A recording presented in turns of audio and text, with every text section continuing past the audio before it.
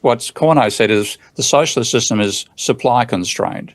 All these sectors need more inputs than they're getting. They've all got less. Therefore, the best way to cope is not to innovate, and therefore you grow no faster than population because there's no technological change going on. Whereas capitalist firms are demand constrained. You have numerous companies all competing into the same market with differentiated products. They're all trying to take sales away from their rivals. Therefore, they all have excess capacity. They need the excess capacity to be able to expand into a growing market. So that's one reason why you have excess capacity. Another is without excess capacity, you can't take advantage of mistakes that your competitors make. So in this situation, you're trying to innovate and take demand away from your rivals. And the best way to do that is to innovate.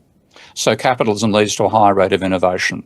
And that's why capitalism grew more rapidly than socialism for that time period into the collapse of the Soviets. We're going to talk China in a bit more detail later, but I think China learnt that lesson. So what they've got is the state sector provides the long-lived facilities that benefit all different parts of a capitalist economy in general, and then therefore that reduces the costs of starting a business. You've got educated workers, you've got health systems for them, you've got cheap transport to get them from their home to your factory, and so on. The state does that stuff, and in the goods producing, let competition rip. And it isn't just between firms, it's also between provinces in China. So I think there's about 20 or 30 provinces. And each of the provinces is competing to be a dominant in some particular segment. The local government's providing funding. There's 120, 130 car companies in China right now. So they've managed to combine the best of capitalism with the best of socialism. The state provides the long-lived stuff and makes sure that the costs of things like power are much lower than they are in the West, and the power is available.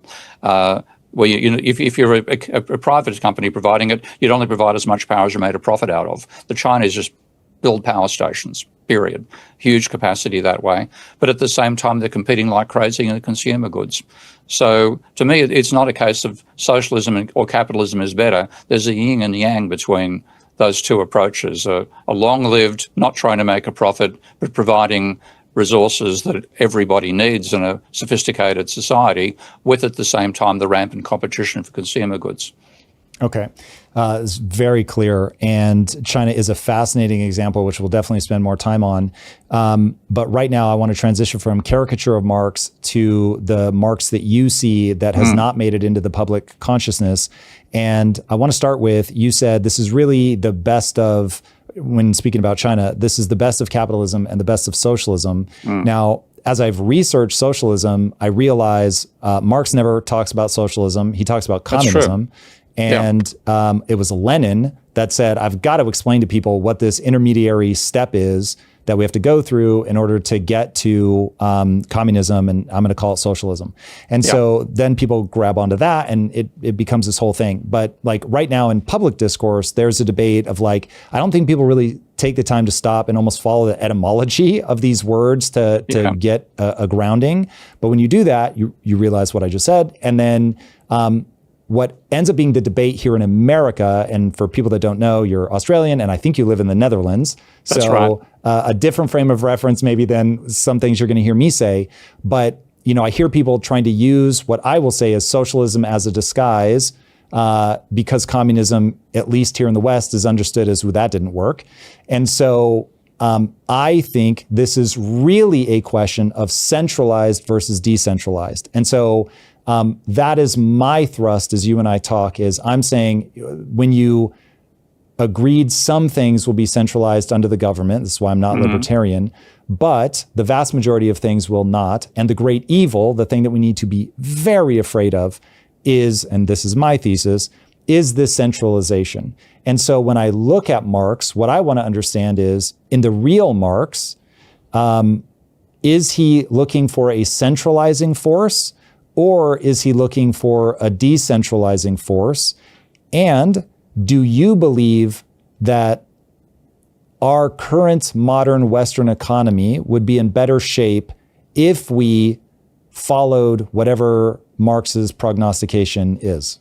Marx was more of a critic of capitalism than he was an architect of socialism, as you've already said. So there's very little discussion of what a socialist economy would be like. And his idea of communism was basically almost a poetic fantasy, like a future world in which his definition of communism was from each according to their ability to each according to their needs. Okay, and so there's no hierarchy in the whole system. But he really didn't. It wasn't Marx who came up with the ideas of socialism. In fact, if you look at what Marx was arguing for, we pretty much call it social democracy today. He wanted universal education. He wanted universal healthcare. You'll find comments like that inside there. Most sophisticated societies, and I do not think America's a sophisticated society on that front, have those elements. You've got public health, you've got public education, and that means that you provide a sort of base standard of living for everybody, and then if you want to rise above that, you've got to become a capitalist, that sort of thing.